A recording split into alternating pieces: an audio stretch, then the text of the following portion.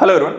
Supreme court के कल एक बड़े ऐतिहासिक फैसले में ओबीसी क्रीमी लेयर सिस्टम जैसी व्यवस्था को अब एससी/एसटी रिजर्वेशन में भी लागू करने का निर्णय दिया गया है। देखा जाए तो आप कह सकते हैं कि कोटे के अंदर कोटा जो व्यवस्था थी, जो ओबीसी क्रीमी लेयर में हमें देखने को मिलती थी, अब वही हमें एससी/एसटी में, यानी अब एससी/एसटी की कुछ जातियों को एससी/एसटी को मिलने वाले आरक्षण में एक अलग से आरक्षण यहां पे मिलने वाला है। यहां पर किन जातियों को यहां पे एससी/एसटी के अंतर्गत आरक्षण मिलेगा, इसको लेकर के सुप्रीम कोर्ट में कुछ दिशा निर्देशों को भी तय किया है।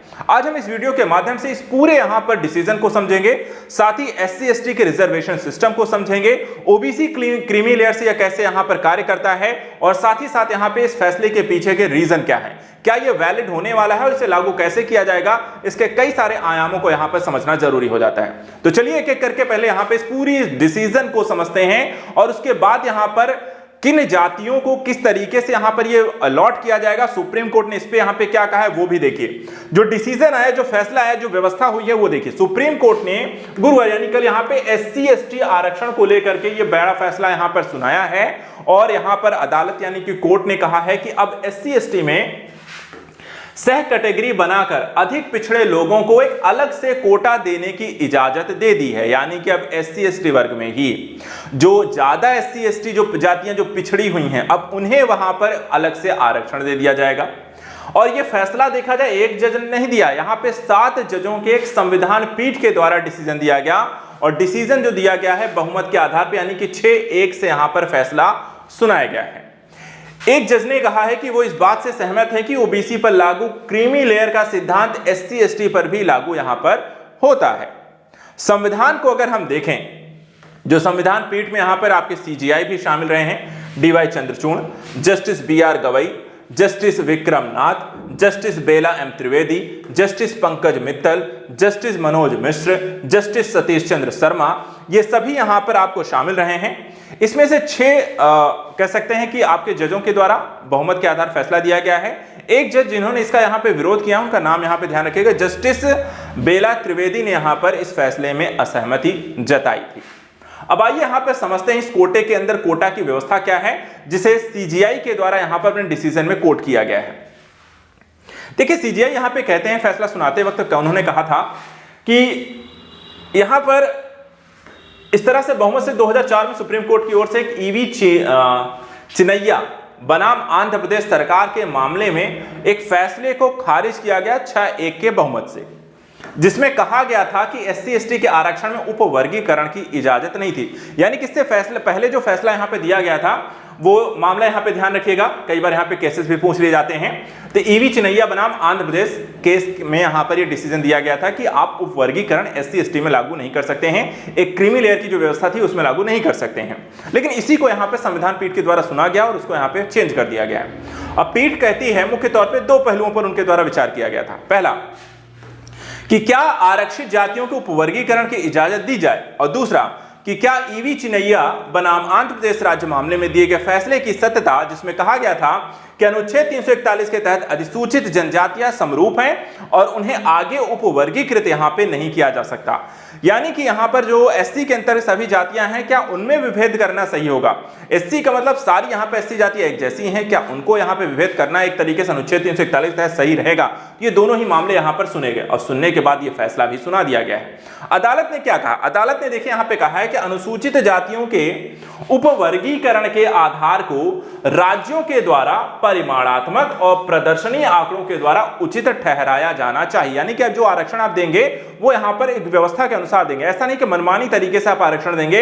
यानी कि राज्य अगर आपको कोई सी भी जाति को इसमें आरक्षण, एससी/एसटी की किन जातियों को आरक्षण दिया जाएगा, उसका आधार क्या बनेगा? आधार यहां पे सुप्रीम कोर्ट कहता है कि राज्य सबसे पहले ये डिसाइड करेगी, ये आंकड़े देंगी। कैसे? एक तो परिमाणात्मक, दूसरा प्रदर्शनीय आंकड़े यहां पर दिखाएगी, उस आधार पर ही किसी को यहां पर आप एससी/एसटी जाति के अंतर्गत आपको देखा जाए तो एक क्रीमी लेयर की व्यवस्था के अंतर्गत लागू कर सकते हैं।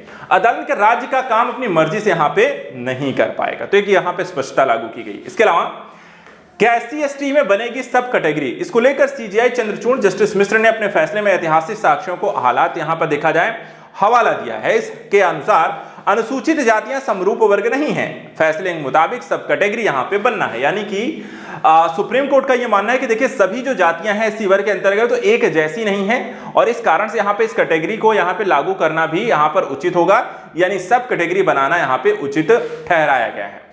इसके अलावा अगर हम देखें संविधान के अनुच्छेद 14 को आप ध्यान दीजिएगा, इसमें क्या कहा गया, इसमें कहा गया है निहित जो समानता का एक सिद्धांत था, समानता के सिद्धांत का यहां पर उल्लंघन ये नहीं करता है। इसके पीछे यहां पर यह भी इन्होंने कहा है कि यह उपवर्गीकरण संविधान के अनुच्छेद 341(2) का भी उल्लंघन नहीं करता है। यानी कि जो आधार जिस आधार पे यहां पे डिसीजन दिया गया है या जिस पर सवालिया निशान उठाए जा रहे थे, तो यहां पे सुप्रीम कोर्ट ने कहा है, सीजेआई ने कहा है कि देखिए दोनों ही मामलों का यह उल्लंघन नहीं करता है।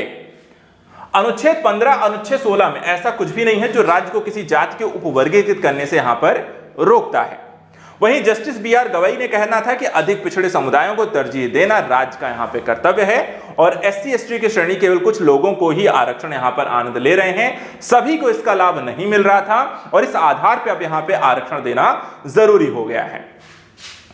इसके अलावा एक चीज और यहां पर डिस्कस की गई कि इस जमीनी हकीकत में एक पहलू को और जोड़ दिया गया है। उनका यह भी कहना है देखिए कि एससी एसटी के भीतर ऐसी श्रेणियां जिन्हें सदियों से अधिक उत्पीड़न का सामना करना पड़ा है। यानी कि होता क्या है कि एससी की बहुत सारी जातियां आती हैं, लेकिन बहुत सारी जातियों में कुछ ही जातियों को यहां पे आरक्षण का फायदा मिलता है और बाकियों को नहीं मिलता है और इसी के कारण ये सब कैटेगरी बनाई जाएगी। सामाजिक लोकतंत्र की जरूरत पर बी.आर. अम्बेडकर के एक भाषण का हवाला भी यहां पर दिया गया, जिसमें कहा गया था, इतिहास बताता है कि जब नैतिकता का सामना अर्थव्यवस्था से होता है तो जीत हमेशा अर्थव्यवस्था की होती है और इस दृष्टिकोण से यहां पर सभी को आगे बढ़ने के मौके मिलने चाहिए। अब एससी एसटी के कोटे के अंदर कोटे के संदर्भ में सुप्रीम कोर्ट की यहां पर जो डिसीजन है उसमें सिर्फ 10 बड़ी बातें हैं जिसको सिर्फ आपको ध्यान से समझ लेना है। कौन कौन सी बातें? पहली चीज, एससी एसटी आरक्षण में अधिक पिछड़ों को अलग कोटा देना यहां पे मान्य बताया गया है, अब अलग से सब कैटेगरी बनेगी। दूसरा, 7 जजों की संविधान पीठ ने 6-1 से डिसीजन दिया है।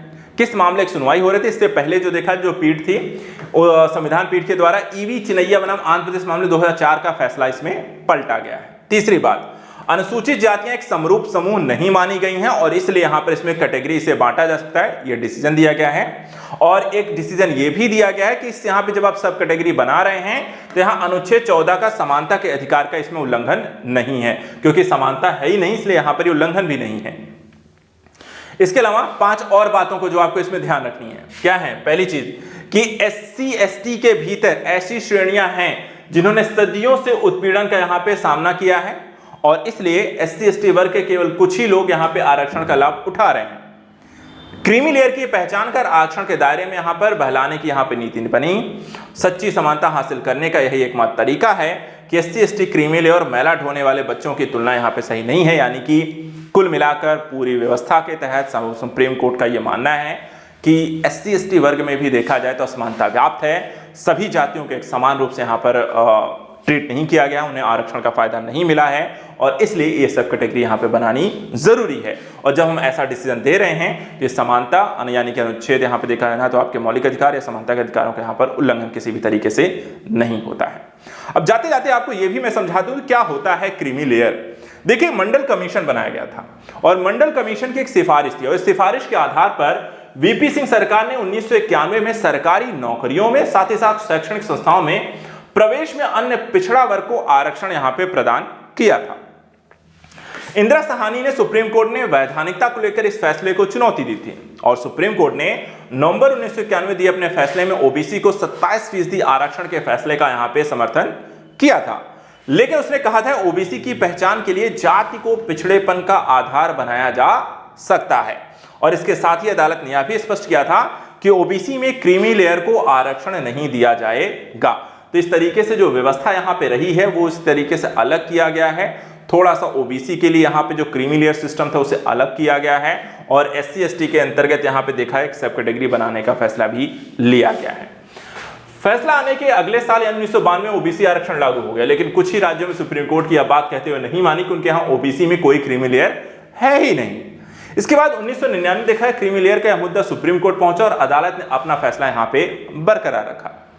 एक सरकार ने 1993 में ओबीसी में क्रीमी लेयर तय करने के लिए अधिकतम सालाना आय की सीमा तय करते हुए नॉन क्रीमी लेयर सर्टिफिकेट की यहां पर फिर से व्यवस्था की।